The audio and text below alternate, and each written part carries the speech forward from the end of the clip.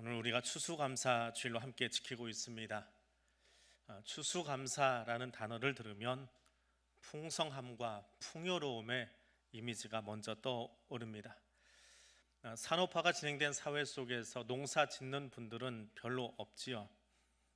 그럼에도 불구하고 추수한다라고 하는 것은 모든 이들의 머릿속에 있는 풍요와 또 풍성함의 이야기입니다. 그리고 그것은 곧 먹는 것으로 연결이 됩니다. 한국 사회 속에 여러 인사말 중에 밥과 관련된 인사말들이 참 많이 있습니다. 얼마 전에 아이에게서 들었던 그런 이야기인데, 고마울 때 우리가 흔히 하는 이야기가 있습니다. 야, 진짜 고맙다. 나중에 밥 한 끼 같이 먹자. 밥으로 연결됩니다. 혼낼 때 뭐라고 합니까? 너 밥도 없는 줄 알아. 밥 가지고 윽박지릅니다. 작업 걸 때는 뭐라고 합니까? 저랑 밥 한번 드실래요? 라고 작업을 걸지요. 심각한 일이 생겼을 때 넌 목구멍에 박이 뭐가 많냐? 그러면서 이야기를 하곤 합니다. 부모가 화가 났을 때 아이에게 하는 말이 있습니다. 넌 밥 먹지 마, 오늘 굶어 라고 이야기합니다. 그럼 아이는 반대로 화나면 엄마에게 뭐라고 합니까? 아빠에게 밥 안 먹어 해버리지요. 그래서 가족을 한자어로 두 글자로 뭐라고 그래요? 식구. 잘하시네요. 같이 먹는 공동체. 이 밥의 이야기는 참 빠지지 않습니다. 먹음의 이야기는 우리에게서 빠지지 않는, 늘 함께하는 이야기이지요. 추수감사주일이 뭘까라는 생각을 자주 합니다. 교회 학교 다닐 때 선생님들이 오늘도 2부 예배 드리면서 앞에 안내 쓰다 보니까 아이들이 비닐봉지에 과일을 들고 와요. 몇 년이 지나도 이건 꼭 하고 있는 교회 행사인데, 다음 주 추수감사주일이니까 과일 가져와라 그러고 선생님이 이야기합니다. 그럼 집에 가면서 그래요. 나는 농사도 안 짓는데 과일 어디 가서 가져와야 돼요? 마트라고 하는 건 21세기 사는 사람들이고 20세기 사람들은 시장 가서 사오지요. 시장 가서 과일을 사다가 갖다 놓습니다. 그리고는 꼭 유년주일 학교, 그러니까 1, 2, 3학년 때 생각한 거예요. 하나는 먹거리가 없나? 왜 이렇게 자꾸 뭘 가져오라고 그래? 그것도 사과 가져오라고 그러고. 그 전통이 아직도 남아 있어요. 한편으로는 풍성하면서도 또 한편으로는 옛날을 다시 한번 생각나게 만드는 그런 과일입니다. 중고등학교를 다니면서 성경 공부를 하다 보니까 추수감사주일은 맥주절에서 유래했다, 감사절에서 유래했다라고 말합니다. 청년부를 들어갔더니 조금 더 고차원적으로 가르쳐줘요. 미국 청교도들이 신대륙에 도착한 다음에 그들이 첫 추수를 하고 나서 그것을 감사하며 드리는 것을 우리도 같이 마음을 담아서 하고 있습니다. 늘 머릿속에는 있어요. 우리는 추석 때 하는데 왜 또 해야 되나? 라는 생각을 합니다. 신학교를 들어갔더니 그것을 이제 또 다른 면에서 풀어서 가르쳐 줍니다. 전통적으로 추수감사주일은 11월 셋째 주일날 한국교회가 지킵니다. 그 이유는 한국에 선교사가 처음 들어온 날이 그날입니다. 추수의 의미도 있지만 선교의 의미를 담아서 전통적인 한국 교회들은 추수감사헌금을 다 몰아서 선교헌금으로 내놓는 그런 약간의 전통도 또 우리 속에 남아 있습니다. 작금에 와서는 여러 의미로 이 날짜를 좀 바꾸고 변동시키면서 진짜 의미를 찾아가자. 추수가 단지 농사도 짓지 않는 현 세대에게 어떤 의미로 알려줄 것인가라고 하는 것을 고민하고 또 말씀을 전하기 시작합니다.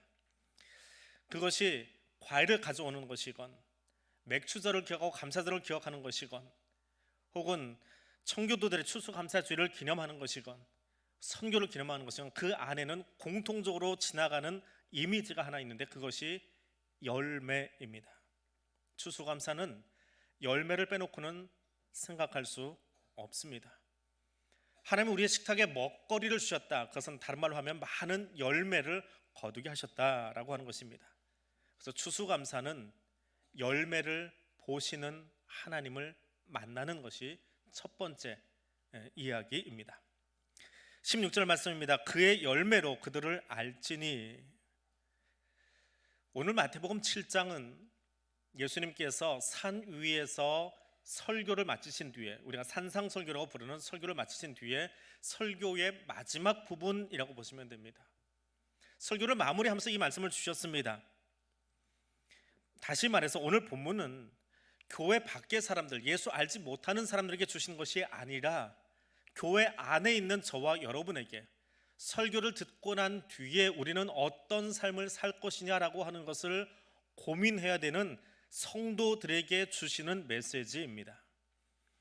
우리가 주님의 말씀을 들었다면 이제는 거기에 합당한 열매를 맺고 그 삶을 살아야 된다라고 하는 예수님의 설교의 결론부에 해당하는 것이 오늘 우리가 읽은 이 본문입니다. 그러면서 그 열매는 좋은 열매도 있고 나쁜 열매도 있다라고 가르쳐 주십니다. 그럼 나쁜 열매는 어떤 것입니까? 15절 말씀에 거짓 선자들을 삼가라, 양의 옷을 입고 너에게 나오나 속에는 노략질하는 일이라 라고 말씀하십니다. 겉으로는 순한 양 같은데 속은 노략질하는 이리가 들어있는 위선자 말입니다. 열매를 들고 나오지만 이들의 열매는 겉모양만 번지르르 하고 속에는 아무것도 없는 속빈 강정 같은 사람들입니다. 겉모양은 갖추었으나 실상은 아무것도 거두지 못한 사람들을 말합니다. 예수님은 이것을 비유적으로 16절에서 말합니다. 여기 가시나무와 포도를 견주어 이야기하지요. 이 가시나무는 유대 지역에서 나오는 갈매나무라고 하는 것이랍니다. 저도 아직 이스라엘 가서 보질 못해서 이 나무가 어떻게 생겼는지 모르겠습니다. 사전에서 보면 이 갈매나무는 포도나무와 비슷하게 생겼답니다. 멀리서 보면 꼭 포도나무 같답니다. 그런데 그것을 따려고 가까이 가서 보면 포도나무가 아니에요. 이스라엘 사람들에게 포도라고 하는 것은 우리가 제철에 잠깐 먹는 그건 좋은 과일, 그것이 아닙니다. 석회수가 많은 이스라엘 지역에서 물은 아주 귀합니다.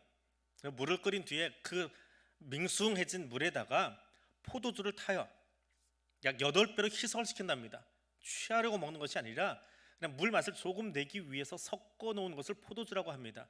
우리 성찬 때 사용하는 포도주하고는 비교도 안 될 만큼 아주 연한 맛의 일반 음료가 포도주입니다.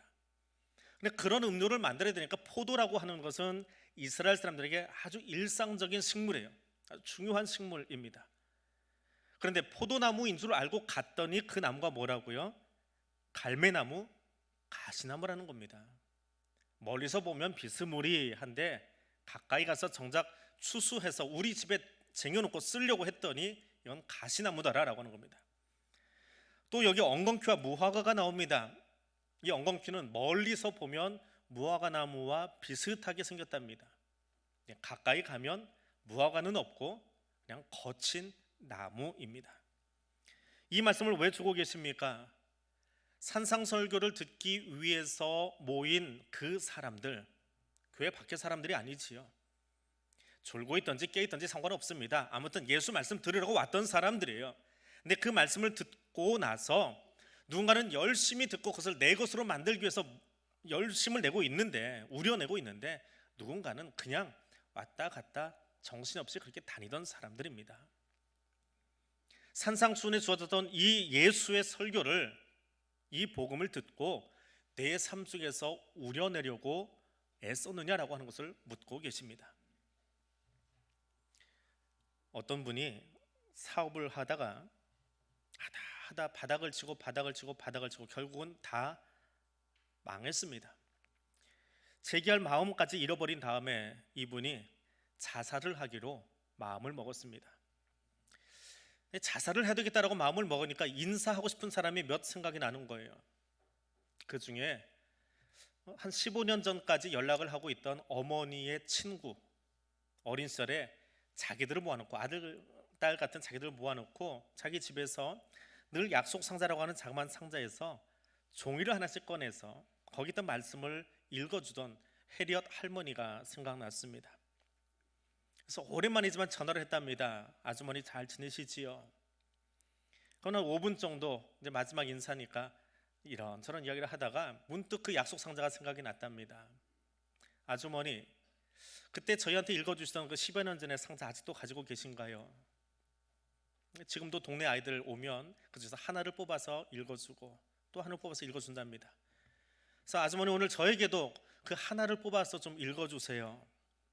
네, 아주머니가 상자에서 하나를 꺼내서 전화기 너머로 읽어주고 있습니다. 마태복음 7장 7절입니다. 구하라 그러면 너희에게 주실 것이요, 찾으라 그러면 찾을 것이요, 문을 두드리라 그러면 너희에게 열릴 것이니.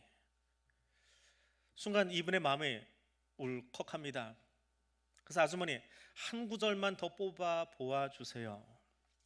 근데 이번에는 그 헤리엇 아줌마가 시편 37편 5절 말씀을 꺼냈습니다. 너의 길을 여호와께 맡기라. 저를 의지하면 저가 이루시고. 그는 말을 못하고 전화기를 붙든 채 계속 눈물을 흘립니다. 그리고 조용히 기도를 하고 아주머니에게 이야기합니다. 아주머니, 제가 지금 계획했던 일이 하나 있는데 그 계획을 멈추겠습니다. 참 아주머니한테 자살하는 말을 못하고 그 계획을 멈추겠습니다. 그런데 아주머니 성경 구절 하나만 더 뽑아서 읽어주세요. 전화기 너머에서 아주머니가 부시럭부시럭하더니 또 한 구절을 꺼냅니다. 그리고 읽어줍니다. 보라, 내가 세상 끝날까지 항상 너희와 함께 있으리라. 어떻게 되었을까요? 자살을 하기 위해서 전화를 걸었던 이분은 그 어린 시절 아주머니가 매일 자기 집에 찾아오면 꺼내서 읽어주던 그 말씀들이 하나씩 하나씩 머릿속에서 떠오르면서 세상 끝날까지 나와 함께 하신다는 주님이 계셨는데 내가 포기하려고 했었구나. 그럼 힘내서 다시 자신의 삶의 자리로 나아갔다라고 합니다. 말씀이 여러분의 삶 속에서 열매를 맺도록 그렇게 여러분 삶을 하나님께 드리고 있습니까? 연초에 송구영신 예배 나와서 여러분 뽑으셨던 그 말씀 카드 지금 어디에 간직하고 계십니까? 혹 잃어버리지는 않으셨는지요? 책갈피로 어딘가 끼워서는 있는데 기억하지 못하고 있지는 않은지요? 새벽 예배 나와서 말씀을 들었는데 그 순간 내 가슴을 울렸던 그 구절이 얼마나 오랫동안 내 귓전을 맴돌고 있습니까? 혹 새벽 기도 끝나기가 무섭게 그 자리에 놓고 나가지는 않는지요? 아니면 그 말씀 가지고 하루를 어떻게든지 부여잡고 살아보겠다고 애쓰다가 저녁 시간 잠자리에 들기 전에 오늘 새벽 그 말씀 주셔서 감사했습니다 하나님께 고백하지는 않으시는지요? 지금까지 들었던 여러분의 수많은 예배 가운데 들려졌던 말씀들 혹은 내가 읽었던 그 성경 구절 가운데에 여전히 내 가슴 속에서 요동치고 있는, 나를 움직이고 있는 그 말씀은 어떤 구절인지요? 삶의 예배가 하나님께 보여지도록 살 수 있기를 원합니다. 주님은 그 열매를 보십니다. 그 열매로 하나님께 추수감사 예배를 드릴 수 있는 저와 여러분 될 수 있기를 원합니다. 두 번째로 하나님은 열매의 고통을 아시는 하나님이심을 기억하십시오. 하나님은 열매도 보시지만 그 열매가 맺어지기까지 몸부림치고 수고했던 땀 흘린 우리의 수고와 인내를 보고 계십니다. 본문에는 산상설교를 듣고 난 뒤에 두 종류의 사람이 등장합니다. 하나는 말씀 속에 숨어서 그 말씀을 실천하고 살았던 진짜 선지자입니다. 또 한 사람은 그 말씀대로 살지 못하던 거짓 선지자로 비유된 사람입니다. 주님은 열매를 통해서 그 열매를 통해서 사람을 알 수 있다라고 했는데 이 거짓 선지자는 대체 누구입니까? 배짱이처럼 빈둥거리고 놀다가 마지막 날 미처 변화되지 못한 내 모습이 부끄러워서 양의 가죽을 뒤집어 쓰고 가서 나도 양인데요, 나도 예배 드렸는데요, 나도 교회 열심히 출석했는데요, 속사람은 하나도 바뀌지 않았는데 예수 말씀으로 서지 못했는데 가죽만 뒤집어 쓰고 나와 있는 그 사람을 거짓이라고 이야기합니다. 주님은 우리의 겉모양만 보지 않습니다. 그 모습을 이루기 위해서 우리가 얼마나 몸부림치고 애쓰고 땀 흘렸는지 속사람을 보고 계신다는 사실을 기억하십시오. 에덴 밖으로 선악과를 따먹은 것 때문에 쫓겨나던 아담과 하와에게 주님께서 하신 말씀이 있습니다. 땅이 내게 가시덤불과 엉겅퀴를 낼 것이라 너의 먹을 것은 밭의 채소인즉 내가 얼굴에 땀이 흘러야 식물을 먹으리라 라고 말씀하십니다. 땅에 떨어진 것을 주워 먹는 것이 아닙니다. 땀 흘리고 수고하고 애써서 먹는 것입니다. 사람의 시작은 농사 짓는 것에서 시작을 합니다. 농사는 열매를 바라보는 것이지요. 저는 농사를 지어보지 않아서 잘 모르겠습니다. 그런데 대한교회 오니까 사택에 텃밭이 하나 따라왔어요. 텃밭이 있는 사택을 주셔서, 그렇다고 제가 농사 짓는 건 아닙니다. 내가 거기 뭔가를 심어 놓으면 어머니가 와서 관리해주고 이거 해라 저거 해라 이야기를 해주십니다. 두어 주 전인가 이번 금년에는 거의 수세미를 심어놨는데 제법 커요. 그래서 저 딸 때가 된 것 같아서 몇 번 여쭤봤습니다. 언제쯤 답니까? 그랬더니 설이 내리면 따져요. 근데 지난 주간에 중부 산간 지역에 서리가 내렸습니다. 아마도 내일이 됐던지, 내일은 뭐 노예 때문에 좀 바쁘긴 한데 다음 주에 됐지 따긴 딸 겁니다. 조금 늦게 나온 녀석들이 있어요. 조금 하얗게 수세미들이 열렸는데 쟤는 클까요? 그랬더니 아이 쟤는 필요 없다고. 그 시간 동안에 여물지 못하니까 저거는 그냥 버리는 거라고. 제 시간에 나와야 되고요, 수없이 많은 뜨거운 땡볕을 쬐고요, 비도 맞고요, 몸살을 하고요, 그러면서 수세미는 익어갑니다. 그리고 때가 되면 그것을 거두는 것이지요. 열매는 저절로 되어지지 않습니다. 끊임없이 부딪히고 아파하고 인내하면서 그것이 열매가 되어지는 것입니다. 하나님께서는 광야의 삶을 끝내고 가나안에 들어가는 백성들에게조차 스스로 경작하고 일군 뒤에 그 과실을 먹으라고 했습니다. 그것도 곧장 먹는 것이 아니지요. 우리 새벽 시간에 묵상했던 것처럼 3년 동안은 그 땅의 과실을 먹지 말라 했습니다. 왜요? 가나안에 때 묻은 것 다 빼버리고 그 다음에 3년 뒤에나 경작한 것을 먹으라고 하실 만큼 우리의 먹음에 대해서 주님은 세밀하게 관심을 갖고 계셨습니다. 감사의 열매, 뒤집어 이야기하면 그것은 수고한 열매입니다. 우리 하루의 생활 속에서 무엇을 하든지 열과 성을 다 기울여 하는 것 중요합니다. 그리고 그것이 진리를 따라서 우리의 삶 속에 구체적으로 열매가 되도록 나타내는 것 더 중요합니다. 그리고 성경은, 하나님은 그 성경을 통해서 마음을 다하여 죽게 하듯 하라고 가르치고 있습니다. 사람에게 보이기 위해서, 사람 눈에 나기 위해서 일하는 것이 아닙니다. 하나님께 하듯 하라고 가르치고 계십니다. 17세기 수도사 중에 노렌스라고 하는 분이 계십니다. 수도원에서 15년 동안 수도하며 말씀을 묵상했던 분인데, 15년 동안 이분이 수도원에서 하신 일이 뭐냐 하면 밥 짓는 일이에요. 15년쯤 되면 원로그룹에 들어가지 않습니까? 그럼 수도원장쯤 해볼 만한데, 사람들이 물었습니다. 어떻게 15년 동안 밥만 짓고 계십니까? 후배들도 많이 들어오는데. 그때 그분이 그렇게 이야기했더랍니다. 예수님께서는, 나의 주이신 예수님께서는 제자들 발도 씻기셨는데 내가 내 동역자들을 향해서 밥 짓는 일로 이곳을 지키고 있는 것이 얼마나 행복한 일입니까? 그렇게 대답을 가름했다고 합니다. 얼마나 열심히, 얼마나 많이, 얼마나 뛰어나게 일하냐라고 하는 것보다 더 중요한 것은 주님이 하신 것처럼 죽게 하듯 나도 내 동역자를 섬기고 내 친구를 섬기고 내 공동체를 섬기는 것, 그것이 더 중요함을 주님은 말씀을 통해서 우리에게 가르쳐주고 있습니다. 열매는 자연스럽게 맺히지 않습니다. 열매 하나를 위해서 농부는 봄부터 가을까지 땀 흘리는 것을 빼놓지 않고 수고를 아끼지 않습니다. 추수감사의 역사적인 유래를 다 훑어보아도 그렇습니다. 1621년 청교도들이 신대륙에 들어가서 첫 추수감사 예배를 드리기까지 얼마나 그 거친 땅에서 수고하고 애썼습니까? 가나안에 들어가 정착한 이스라엘 백성들이 3년 뒤에 첫 추수절을 지킬 때에 하나님이 애굽에서 탈출시키시고 광야를 지나게 하신 뒤에 이제 이 땅에서 비로소 먹게 하셨습니다라고 하는 그 감사의 제사는 얼마나 감격스러웠을까요? 마찬가지로 오늘 이 시간 여기 있기까지 얼마나 힘드셨습니까? 얼마나 땀 많이 흘리셨습니까? 하나님, 우리 여기 앉아있는 이 모습만이 아니라 여기 오기까지 우리가 수고하고 애쓰고 땀 흘리고 부딪히고 고민했던 그 모든 삶의 시간들, 과정들, 그 열매도 다 보고 계십니다. 진정한 감사는 그 열매를 맺기 위해서 흘렸던 수고와 인내를 하나님께 다 보여드리는 겁니다. 수고하지 않고 거둔 열매가 아니지요. 그 열매 거두기 위해 끊임없이 몸부림쳤던 우리의 삶을 주님은 열매로 받으십니다.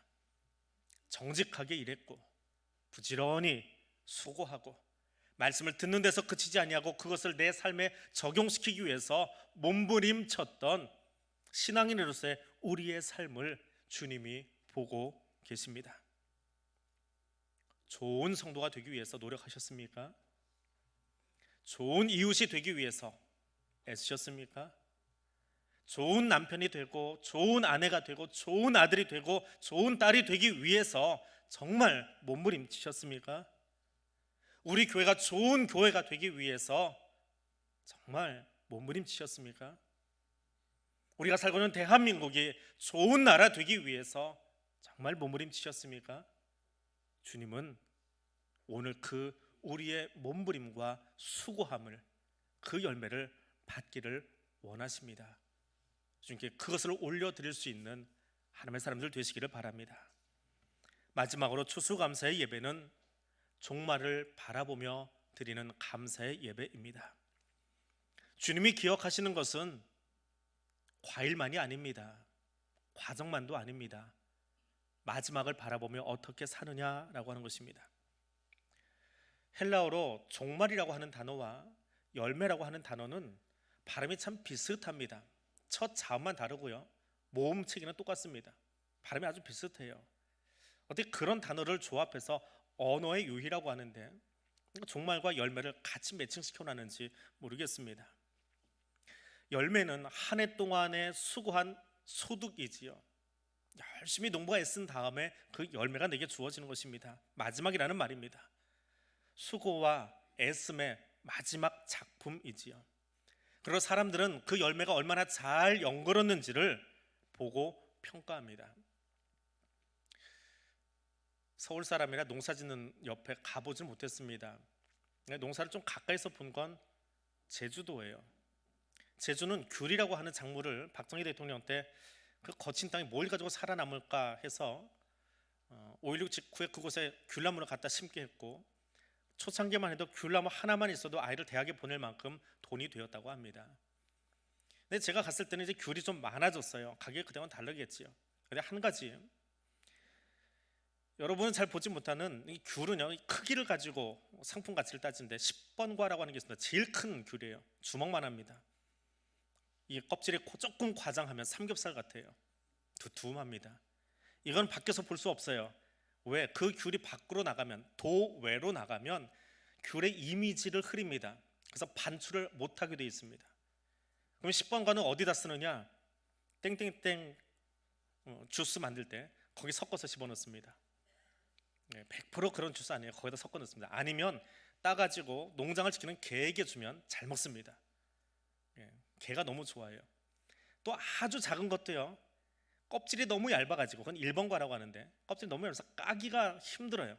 화가 납니다. 그 껍질 까다가는 잘 안 까져요. 그럼 제일 좋은 건 뭐냐?